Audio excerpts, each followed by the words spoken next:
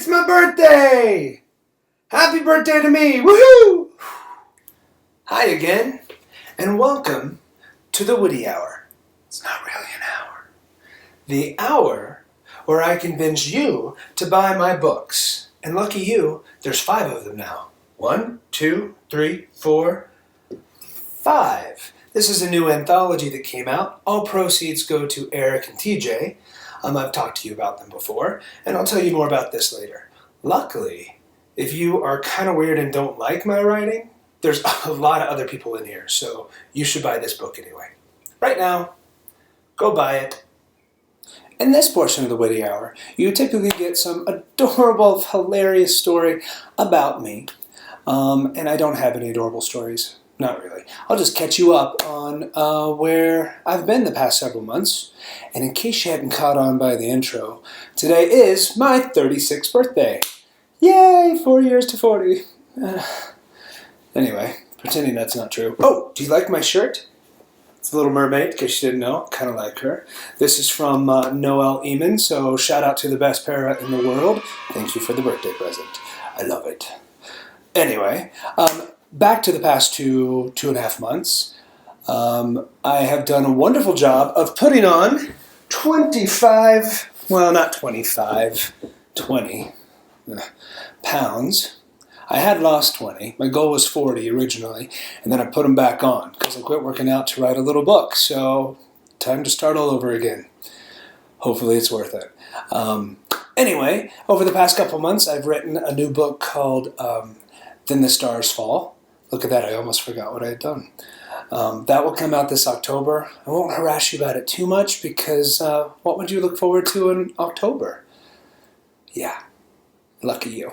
And happy birthday to me. So I've missed you.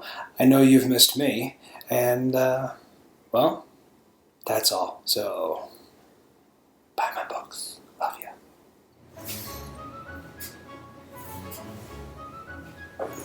Oh, hello. I'm Artie Fry, and welcome to this week's section of Meanie Say What. If you've been like me, you've probably been hopeful that Brandon Witt author finally realized that he's not an author.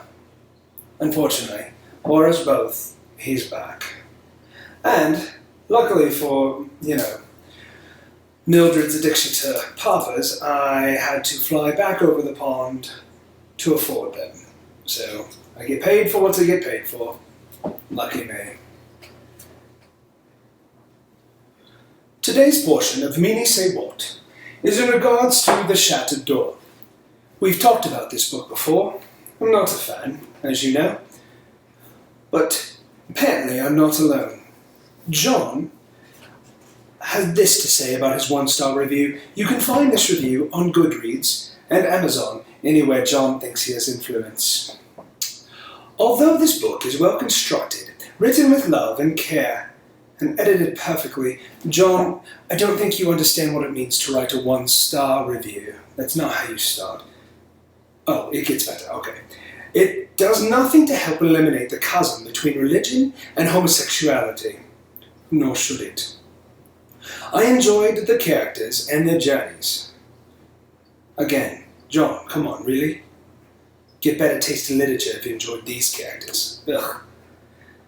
He says there will always be a need for religion. Oh, okay. Have deluded themselves into believing that somehow God, Jehovah, or whomever will accept them. Seriously, I feel like I'm reading the damn book. It's all about God. Ugh. Gay and God are diametrically incompatible.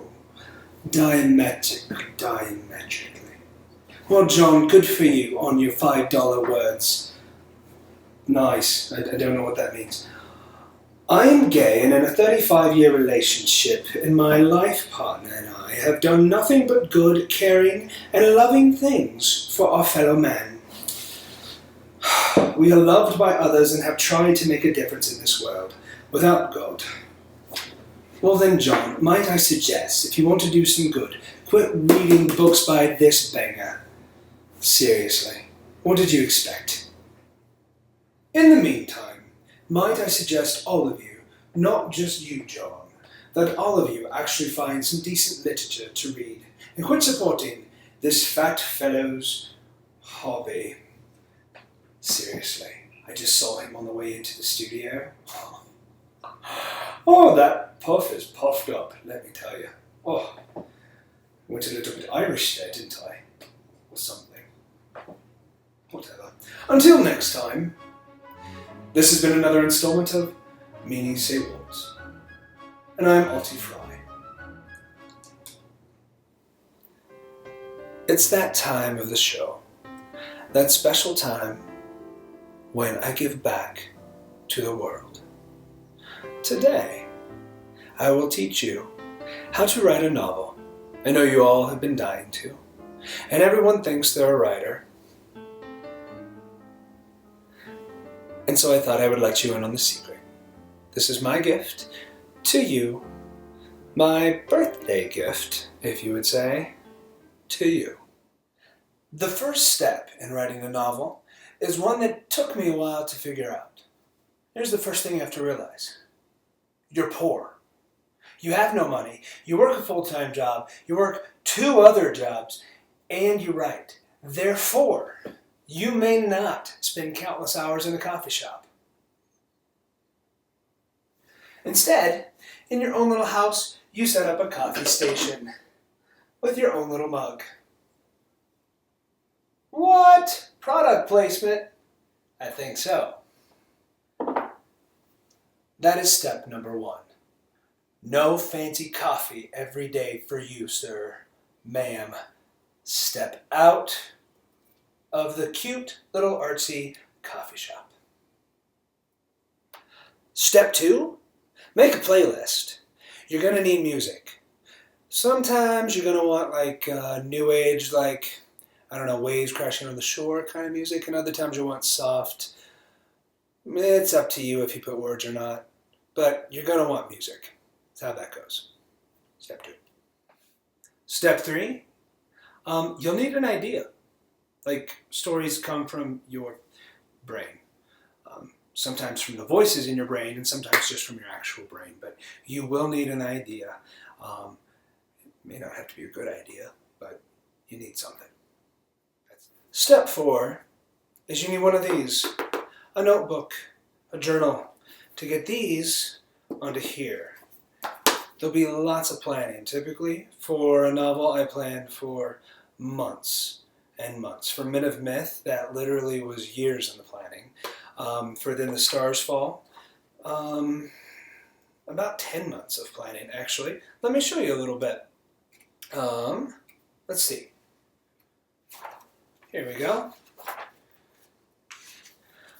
I tend to start with family trees. I need to know how everybody's related, when their birth dates are, all of that kind of stuff. And then as far as character goes, each character gets their own list. You can see, I haven't done that before, but with these characters, I had certain colors in my head that I just couldn't get out of my brain that I saw when I was with them. Or, see? You have to be a little crazy. Maybe that's a step 2. Be crazy. So anyway, this whole thing is filled up with notes and ideas and questions and things that stayed and things that didn't. So, write. To write, you gotta write. The next step, step 5, at least I think that's what we're on, is taking the ideas from your mind that are from, that now are on your notebook and right here.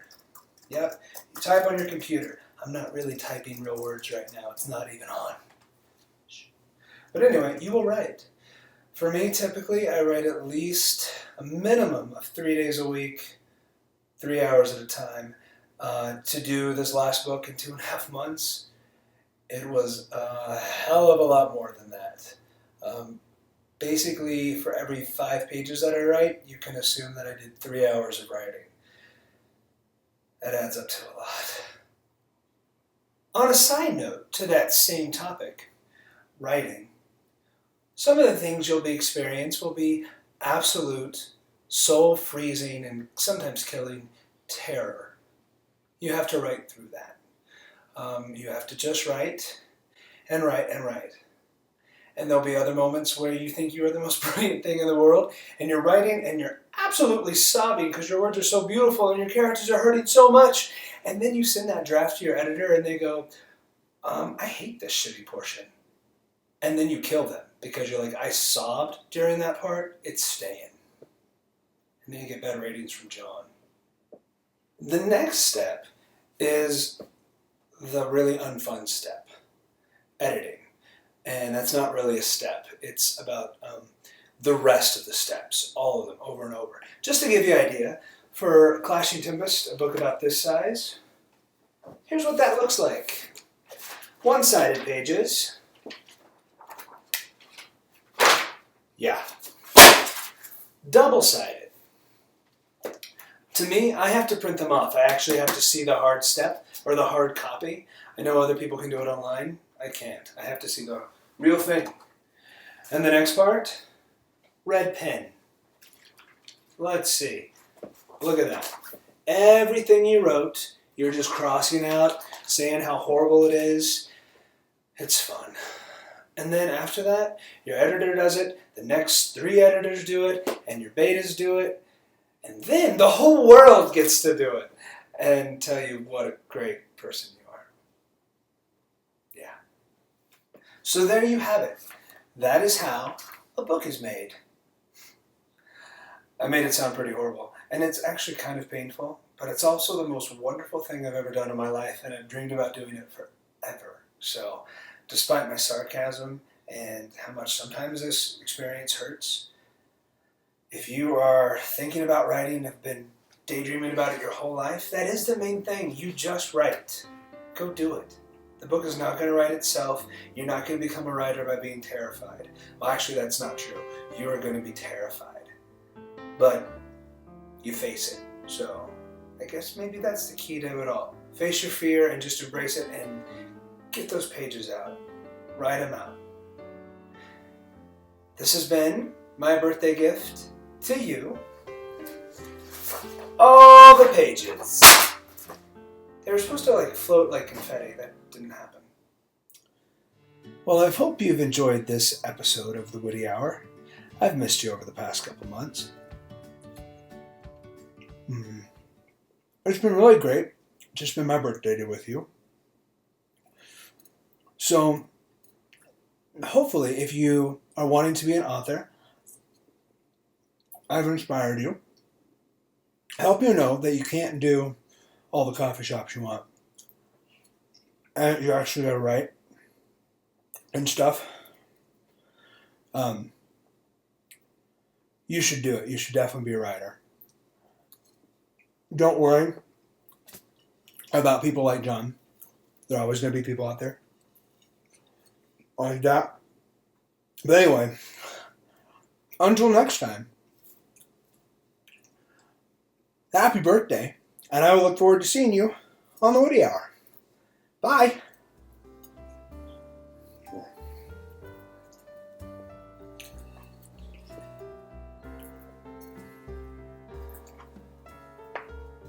Mm.